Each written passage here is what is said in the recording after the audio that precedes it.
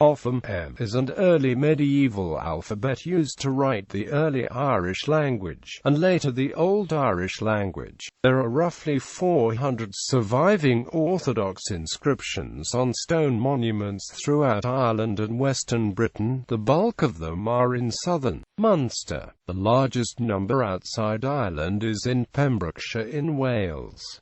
The vast majority of the inscriptions consist of personal names. According to the High Medieval Ogham, names of various trees can be ascribed to individual letters. The etymology of the word Ogham or Ogham remains unclear. One possible origin is from the Irish Ogham, point seam, referring to the seam made by the point of a sharp weapon. Origins. It has been argued that the earliest inscriptions in Ogham date to about the 4th century AD, but James Carney believes its origin is rather within the 1st century BC. Although the use of classical Ogham in stone inscriptions seems to have flowered in the 5th and 6th centuries around the Irish Sea, for the phonological evidence it is clear that the alphabet predates the 5th century, a period of writing on wood or other perishable material prior to the preserved monumental inscriptions needs to be assumed, sufficient for the loss of the phonemes represented by UATH and strafe, GEAQTAL, all of which are clearly part of the system, but unattested in inscriptions. It appears that the Ogham alphabet arose from another script, and some even consider it a mere cipher of its template script. The largest number of scholars favors the Latin alphabet as this template, although the Elder Futhark and even the Greek alphabet have their supporters. Runic origin would elegantly explain the presence of H and Z letters unused in Irish, as well as the presence of vocalic and consonantal variants U versus W, unknown to Latin writing and lost in Greek. The Latin alphabet is the primary contender mainly because its influence at the required period is most easily established, viz. via Britannia, while the runes in the 4th century were not very widespread even in continental Europe.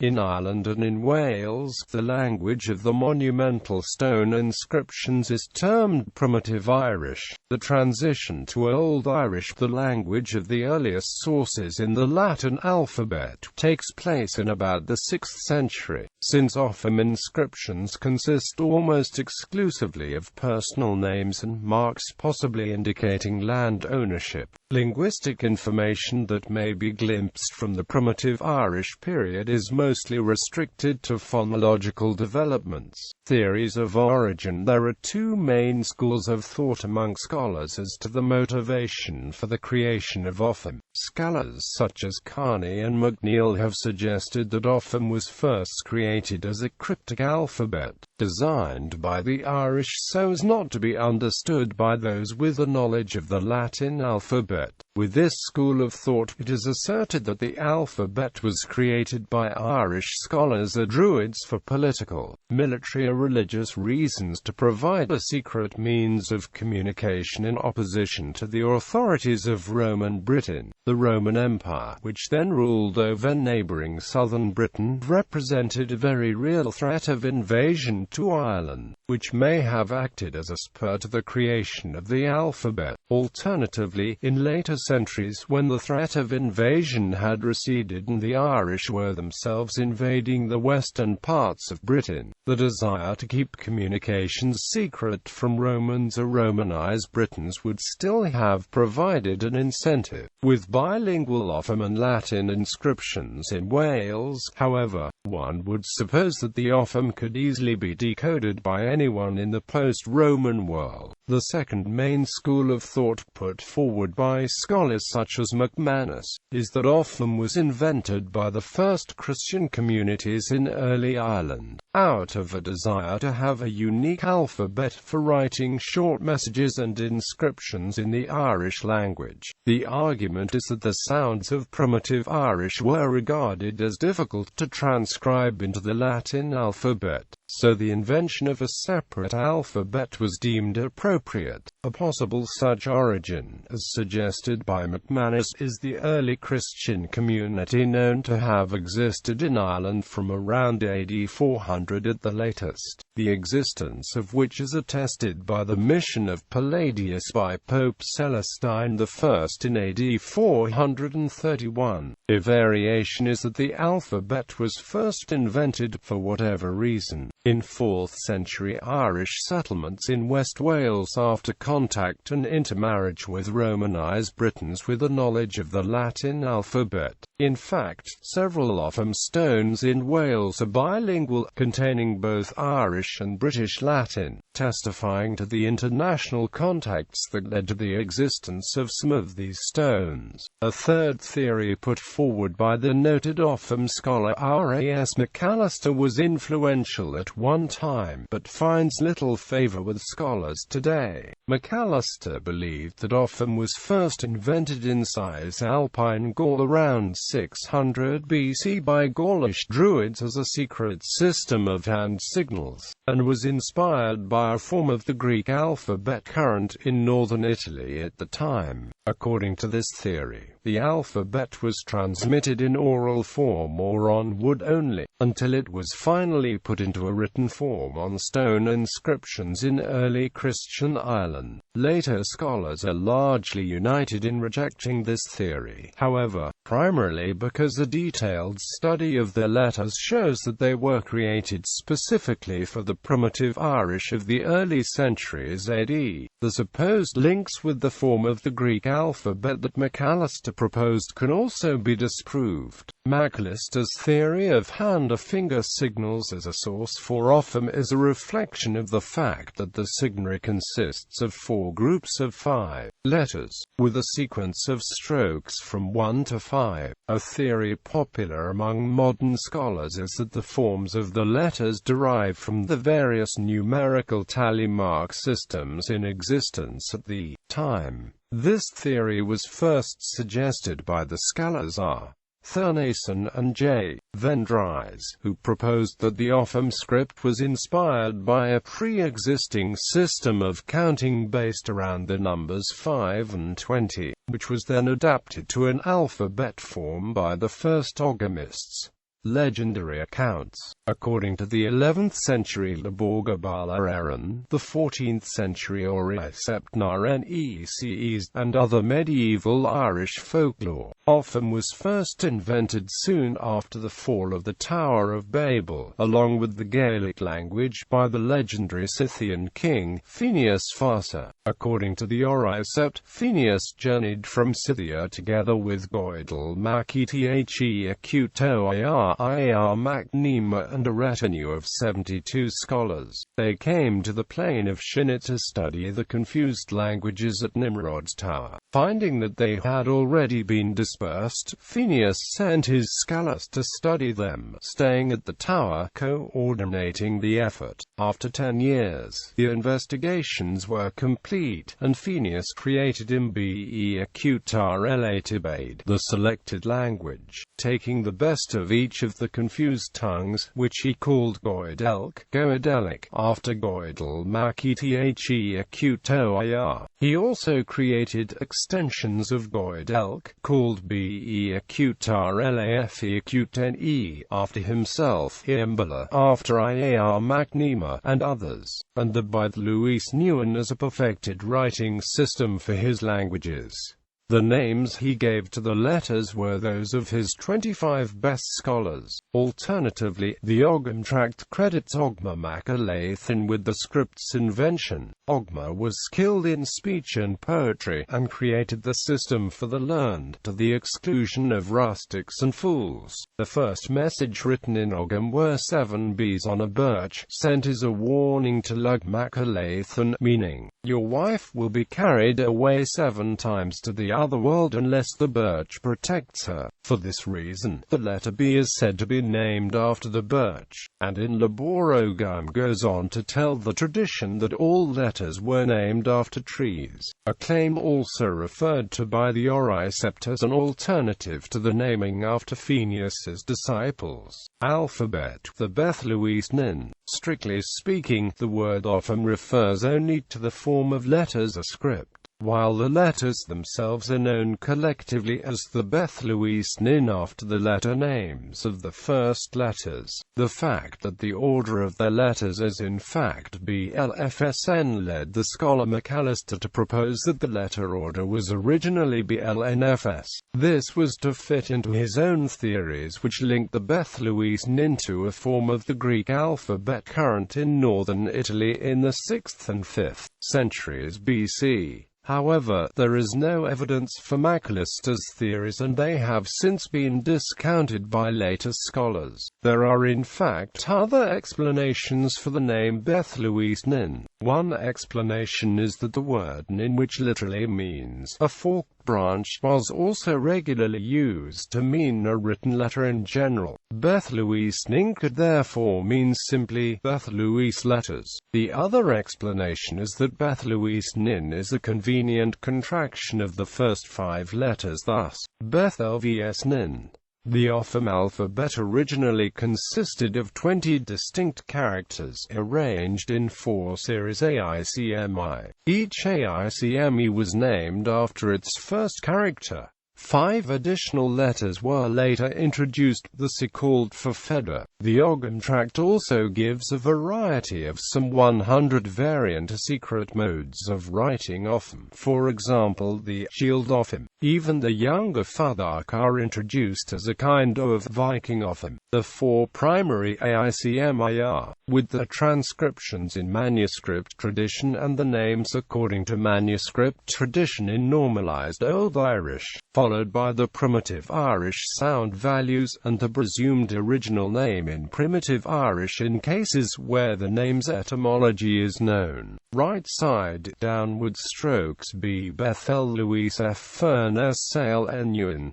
Left side upward strokes HUATHD Durt Insikol Care. Across perpendicular strokes Muon G Goteng GE Acute TALZ Stray 4. Arus notches al Moon Diadad. A letter for P is conspicuously absent, since the phoneme was lost in Proto-Celtic, and the gap was not filled in Q-Celtic, and no sign was needed before loanwords from a Latin containing P appeared in Irish. Conversely, there is a letter for the labiovela Q, a phoneme lost in Old Irish. The base alphabet is therefore, as it were, designed for Proto-Q-Celtic. Of the 5 fafeda supplementary letters, only the first, ebad, regularly appears in inscriptions, but mostly with the value k. The others, except for a manchol, have at most only one certain orthodox inscription each. Due to the limited practical use, later Oghamists turned the supplementary letters into a series of diphthongs, changing completely the values for pin and a manchol. This meant that the alphabet was once again without a letter for the P sound, forcing the invention of the letter P, the bok,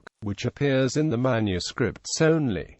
Each ebad, oyoir, ui will n, P, later I pin, XCH, later Amanchol. Letter names. The letter names are interpreted as names of trees or shrubs in manuscript tradition, both in Oriseptnar and season in Ogham. They were first discussed in modern times by Rua Iri o Flathhartai, who took them at face value. The Oricept itself is aware that not all names are known tree names, saying now all these are wood names such as are found in the Ogham Book of Woods, and are not derived from men, admitting that some of these trees are not known today. The Oricept gives a short phrase ʻʒɡəm for each letter, known as a Ogham, that traditionally accompanied each letter name, and a further gloss explaining the meanings and identifying the tree or plant linked to each letter. Only 5 of the 20 primary letters have tree names that the Oricept considers comprehensible without further glosses, namely Beth, birch, fern, alder, sale, willow, deer, oak, and cole, hazel.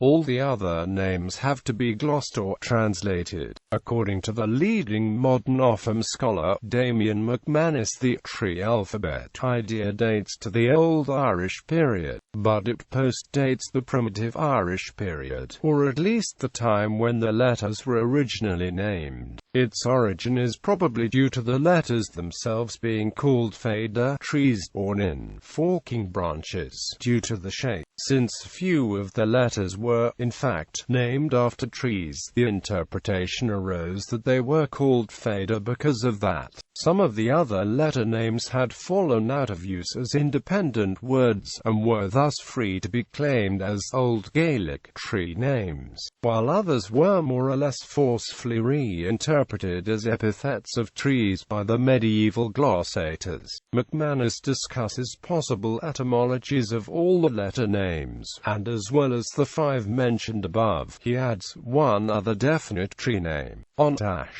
McManus also believes that the name Idad is probably an artificial form of I or U, as the kennings support that meaning, and concedes that ale may possibly mean pine tree, as it appears to be used to mean that in an 8th century poem. Thus, out of 20 letter names, only 8 at most are the names of trees. The other names have a variety of meanings, which are set out in the list below. Beth, Old Irish Bud means birch tree, cognate to Latin betula.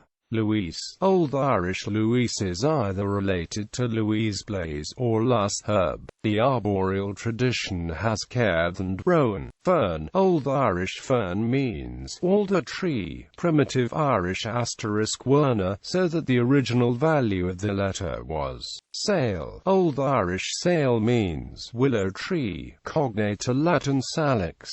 Nian, Old Irish nin means either fork or loft. The arboreal tradition has Uneus ash tree. Uath, Old Irish uath means uath horror, fear. The arboreal tradition has whitethorn. The original etymology of the name and the letter's value are however unclear.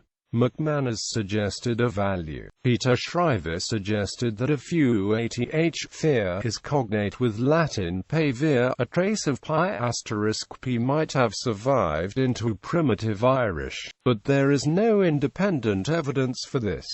Dare, Old Irish dare means oak. Tin, Old Irish tin from the evidence of the kennings means bar of metal, ingot. The arboreal tradition has cool and holly. Cole, Old Irish cole meant hazel tree, cognate with Welsh cothlen, correctly glossed as cane feet, fair wood by the arboreal interpretation. The Latin corollis is a possible cognate. Care, Old Irish cert is cognate with Welsh perth bush, Latin quercus oak. It was confused with Old Irish care rag, reflected in the kennings. The Oricept glosses apple, muon, Old Irish muon. The kennings connect this name to 3 different words, muon, neck, upper part of the back, muon, while, ruse, and muon, love, esteem. The arboreal tradition has fine one, vine. Gort, Old Irish gord means field. The arboreal tradition has edent, ivy. Neardle, Old Irish geacutal from the kennings has a meaning of killing, may be cognate to gonad, slays, from pigwen. The value of the letter in primitive Irish, then, was a voice labiovella. The arboreal tradition glosses silkark, broom or fern. Strafe. Old Irish strife means sulphur. The primitive Irish letter value is uncertain. It may have been a sibilant different from s, which is taken by sale, maybe a reflex of saint, or sw. The arboreal tradition glosses drine, blackthorn. Ruis. Old Irish ruis means red or redness, glossed as from elder. Â'ʒɡəm. Old Irish â'ʒɡəm is of uncertain meaning, possibly pine tree. The oricept has crand gilly I, octach, fir tree or pine tree. On Old Irish on means ash tree, although the oricept glosses eightin firs. Old Irish based on the kennings, means earth, clay, soil. The oricept glosses freach heath. Edad. Old Irish edad of unknown meaning. The oricept glosses crand fern ocrithag, test tree or aspen. Edad. Old Irish edad is of uncertain meaning, but is probably a form of iber, which is the meaning given to it in the arboreal tradition. Of the fafeda, glossed by the oricept eabad. Old Irish ebad with crithag, aspen, or gold. The arboreal tradition has fiorus noedend, spindle tree or wivy. Ulian. Old Irish ulian, elbow. The arboreal tradition has edley and honeysuckle, pin. Later ifan. Old Irish ifan with spin and noispan, gooseberry a thorn. The fifth letter is a manchol, which means twin of hazel. Corpus. Monumental Ogham inscriptions are found in Ireland and Wales, with a few additional specimens found in southwest England, the Isle of Man, and Scotland, including Shetland, and a single example from Silchester in England.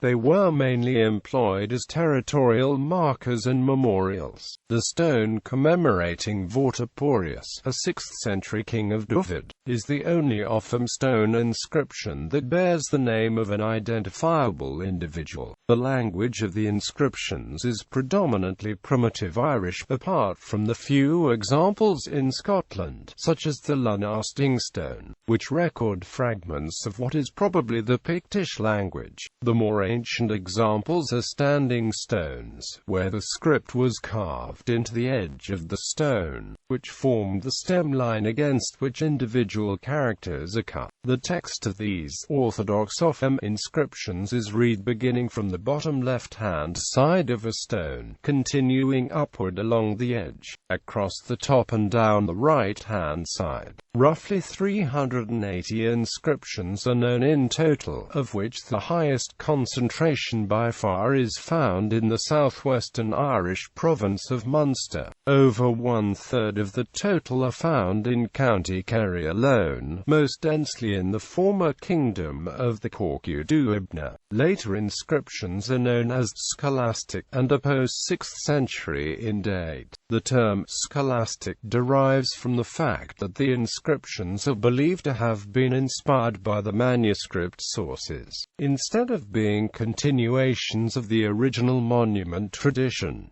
Unlike Orthodox Ogham, some medieval inscriptions feature all 5 fafeda. Scholastic inscriptions are written on stem lines cut into the face of the stone, instead of along its edge. Ogham was also occasionally used for notes in manuscripts down to the 16th century. A modern Ogham inscription is found on a gravestone dating to 1802 in Aheny, County Tipperary, in Scotland. A number of inscriptions using the Ogham writing system are known, but the language is still the subject of debate. It has been argued by Richard Cox in The Language of Ogham Inscriptions in Scotland that the language of these is Old Norse, but others remain unconvinced by this analysis, and regard the stones as being Pictish in origin. However, due to the lack of knowledge about the Picts, the inscriptions remain undeciphered, their language possibly being non-Indo-European. The Pictish inscriptions are scholastic. and are believed to have been inspired by the manuscript tradition brought into Scotland by Gaelic settlers. A rare example of a Christianized Ogham stone can be seen in St Mary's Collegiate Church, Gaughan, County Kilkenny.